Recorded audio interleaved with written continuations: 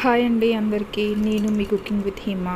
ఈరోజు ఈ వీడియోలో జీడిపప్పు ఉప్మా చేసేద్దాం. ఫస్ట్ ఆఫ్ ఆల్ కడాయి తీసేసుకొని అందులో 4 టేబుల్ స్పూన్స్ వరకు ఆయిల్ వేసేస్తున్నానండి. కొంచెం ఆయిల్ హీట్ అయిన తర్వాత అందులో బాదం పప్పు, జీడిపప్పు వేసేస్తున్నాను. వేసేసి కొంచెం కలర్ చేంజ్ అయ్యేదాకా, గోల్డ్ కలర్కి వచ్చేదాకా కాస్త వేయించండి. మీ ఇష్టం అండి, ఇందులోకి గీని కూడా యాడ్ చేసుకోవచ్చు, అది యువర్ చాయిస్. కొంచెం కలర్ చేంజ్ అయిన తర్వాత ఈ పప్పులన్నిటిని ఒక బౌల్లోకి సపరేట్ చేసేసేయండి. ఇలా సపరేట్ చేసేసుకున్న తర్వాత ఒక చిన్న గ్లాస్ తోటి నేను ఉప్మా రవ్వ అదే ఆయిల్లో యాడ్ చేసేస్తున్నానండి. వేంపుతున్నాను, ఆయిల్లో వేంపిస్తున్నాను. ఈ ఉప్మా రవ్వ కూడా కొంచెం కలర్ చేంజ్ అయ్యేదాకా వేయించండి, మరీ హెవీగా వేయించకండి. కొంచెం కలర్ చేంజ్ అయ్యేదాకా ఆయిల్లో అలా వేంపుతూ ఉండండి. ఇలా ఆయిల్లో వేంపిన తర్వాత కొంచెం కలర్ చేంజ్ అయింది. ఈ కలర్ చేంజ్ అయిన ఉప్మాని పక్కకు పెట్టేసేయాలి.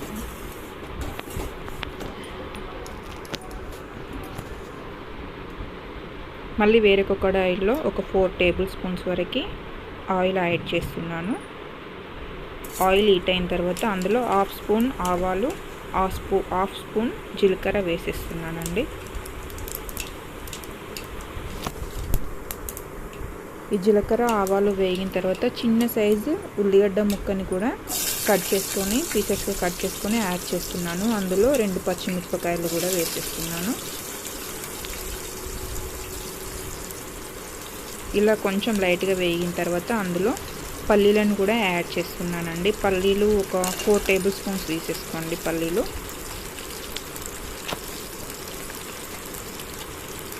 ఇలా పల్లీలను కూడా ఆయిల్లో మంచిగా ఫ్రై చేసుకోండి. ఆనియన్, పచ్చిమిర్చి, పల్లీలు ఆయిల్లో ఫ్రై చేసేసేయండి.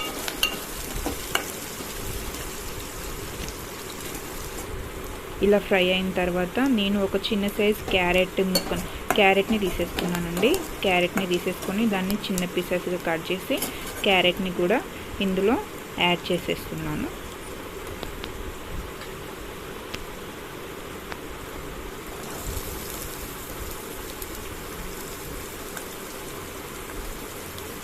ఈ క్యారెట్ని కూడా పచ్చివాసన పోయేంత వరకు మంచిగా ఆయిల్లో ఫ్రై చేసేసేయండి.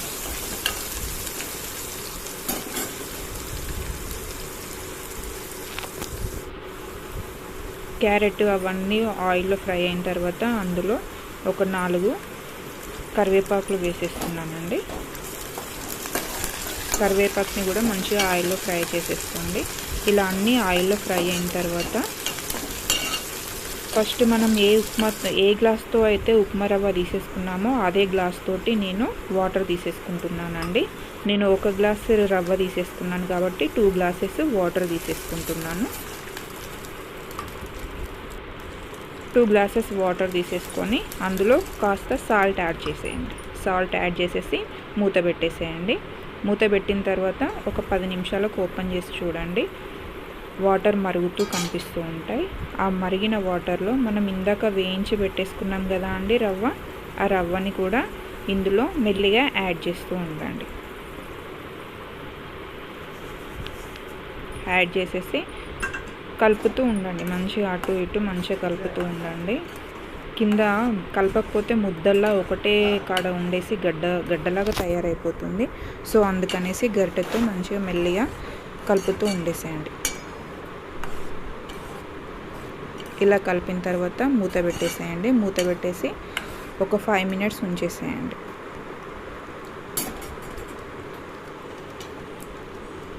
5 మినిట్స్ ఉంచేసి 5 మినిట్స్ తర్వాత లిడ్ ఓపెన్ చేసి మూత ఓపెన్ చేసి చూసేసరికి ఇలా రవ్వ పొడి పొడిగా వచ్చేస్తుందండి. మనం ఆయిల్లో ఫ్రై చేసాం కాబట్టి రవ్వ కింద దానికి అతుక్కోకుండా ఉంటుందండి కడాయికి. సో చూడండి రవ్వ ఎంత బాగా వచ్చేసిందో. పొడి పొడిగా వస్తుందండి, లైలా కాకుండా పొడిలా వస్తుంది ఇలా రవ్వ. అంతేనండి, సింపుల్ అండ్ ఈజీ ఉప్మా. ఇందులో మనం వేయించి పక్కకు పెట్టేసుకున్న జీడిపప్పును, బాదం పప్పును కూడా ఇందులో యాడ్ చేసేసి కలిపేసేయండి. ఈ వీడియో కనుక మీకు నచ్చినట్లయితే ప్లీజ్ సబ్స్క్రైబ్ చేసుకోండి.